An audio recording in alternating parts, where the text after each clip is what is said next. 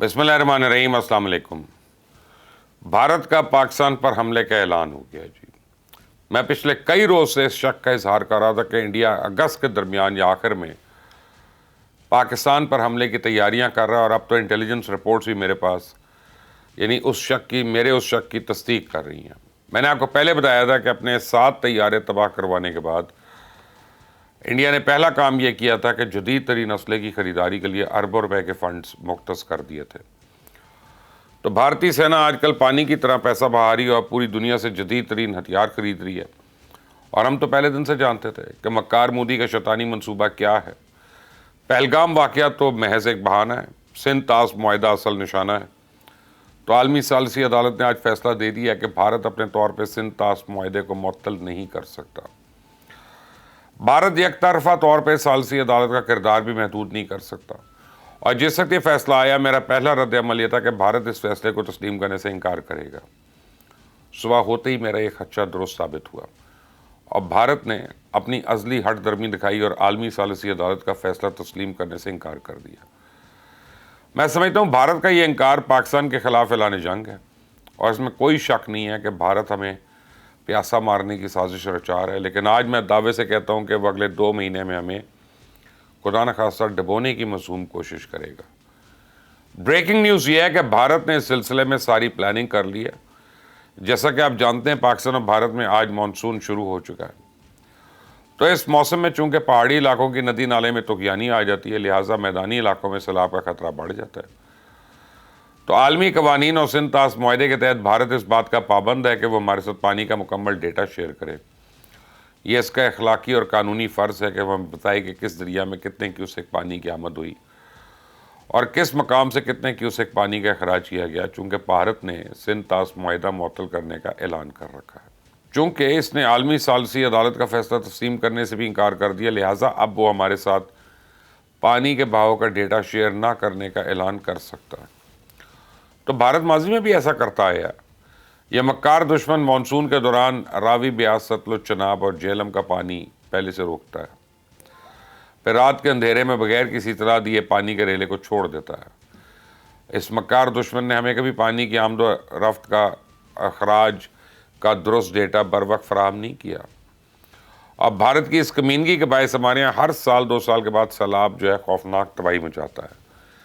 हमारे कमीने हमसाए ने इस तरह हमेशा धोखे से हमें मारने की कोशिश की और एक अरसे से भारत बांग्लादेश को भी इसी तरह तंग कर गंगा डैम की स्पिलवेज खोल कर दिखा दिए थे। और इस कमीने ने अब कोई छेड़छाड़ की तो इस मरतबा इसके रतले डैम का कंट्रोल भी अपने हाथ में ले लेंगे। ये पहले भी मुंह देखता रह गया था और अब भी हाथ मलता रह जाएगा। पाकिस्तान का जवाबी वार किस कदर जानदार, मोहलिक और फैसला कुन होता है, भारत को इस बात का तजुर्बा मई में हो चुका है। जब हमने इंडिया के 7 तैयारे मार गिराए थे तो मैंने उस वक्त एक दावा किया था कि पाक फ़िज़ाई की इस कामयाबी को दुनिया भर की मिलिट्री अकेडमी में पढ़ाया जाएगा। आज मैं आपको एक खुशखबरी देना चाहता हूँ कि सिलसिला शुरू हो गया।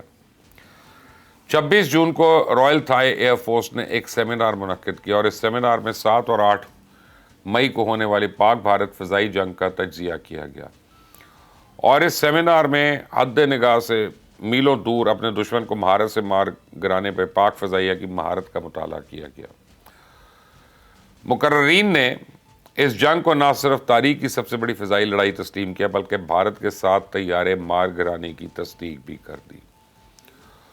पूरी दुनिया जैसा पाकिस्तान की तारीफ़ें कर रही है, ऐसे मोदी के गोदी मीडिया को समझ नहीं आ रही कि वह इस शर्मिंदगी और ज़िल्लत का दिफा करे तो किस तरह करे। भारतीय मीडिया ना तो मोदी सरकार को इस ज़िल्लत में शिकस्त की यानी जिम्मेदारी कबूल करने पर मजबूर कर रहा है, ना ही एहतसाब का मुतालबा कर रहा है। इसकी बजाय उन्होंने पाकिस्तान के ख़िलाफ़ अपनी आलमी प्रोपेगेंडा मुहिम तेज़ तर कर दी है। मैंने कल आपको बताया था ना कि भारत ने पाकिस्तान के मिसाइल प्रोग्राम को बदनाम करने के लिए प्रोपेगेंडा शुरू किया हुआ है। तो भारत की साजिश में अब इजरायली भी शामिल हो गए और ये दोनों कमीने पाकिस्तान और अमेरिका के ताल्लुकात दोबारा ख़राब करने पे तुल गए हुए हैं। तो अब आप ज़रा सुने कि ज़रा मेजर गौरव आर्या और इसराइली तजिया निगार किस तरह ट्रंप इंतज़ामिया को पाकिस्तान के मिसाइल प्रोपेगेंडा के बारे में मिसगाइड करने की कोशिश कर रहे हैं। सुने ज़रा। जब डोनाल्ड ट्रंप आसिम मुनीर को बैठ के व्हाइट हाउस में खाना खिला रहा था, उसको ये नहीं पता था कि ये बंदा आईसीबीएम बना रहा है? ये तुम्हें आज पता लगा? आईसीबीएम को समोसे तोड़ना है कि तुमने गर्म तेल में डाल दिया और तल के 5 मिनट में निकल गए? ये तो कई सालों का एक मिशन है। क्या अमेरिका को नहीं पता था?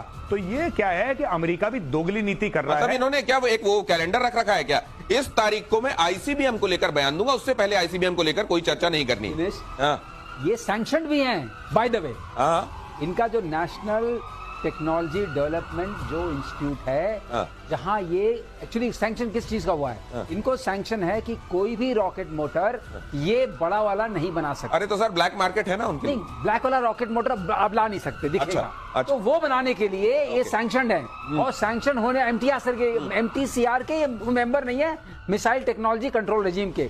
उसकी जरूरत है कि अगर इन्होंने ये बनाया जो अनाउंसमेंट कर रहे हैं, ये सिर्फ इजराइल और अमेरिका के काम आएगा। अच्छा। और ये ठीक कह रहे हैं गौरव कि ये चाइना की ये प्रोवोकेशन है, क्योंकि मैं इसे जोड़ना चाहता हूँ। क्योंकि हुआ क्या, ये जाके यूएस की गोद में बैठ रहे थे, तो चाइना कहा तो बनाओ मिसाइल बनाओ, उधर थप्पड़ मारे। तो ब्रेकिंग न्यूज ये है कि जिस तरह भारत पाकिस्तान पे हमला करने के लिए पर तोल रहा है, ठीक उसी तरह इजराइल ने भी ईरान के खिलाफ दोबारा जंग छेड़ने के बहाने तलाश करना शुरू कर दी हैं। अब देखिए, एक तरफ नेतन्याहू ट्रंप इंतजामिया को ईरान के एटमी प्रोग्राम के बारे में बरगलाने की कोशिश कर रहा है, दूसरी तरफ इजरायली वज़ीर दफ़ा ऐलान कर रहा है कि इसने अपनी फ़ौज को ईरान के अंदर हमलों का हुक्म दे दिया है।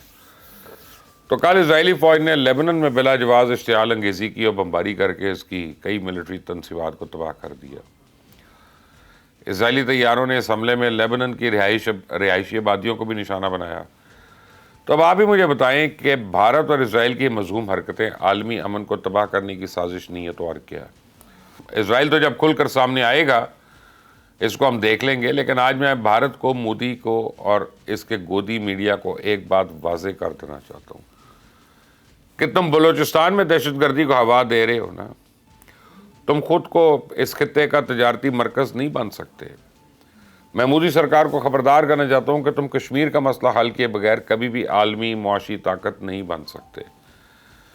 आज मैं भारतीय सेना को वार्निंग दे रहा हूँ कि अगर तुम अपने जारियाना अज़ाइम से बाज ना आए तो इस मरतबा कोई सीज़ फायर नहीं होगा। जंग तुमसे शुरू होगी, यानी तुम शुरू करोगे, लेकिन ख़त्म फिर हम ही करेंगे। अब पाकिस्तान और चाइना ने हतमी फैसला कर दिया कि इस खित्ते में भारत की चौकीदारी अब नहीं चलेगी। ये हमारा अटल फैसला है।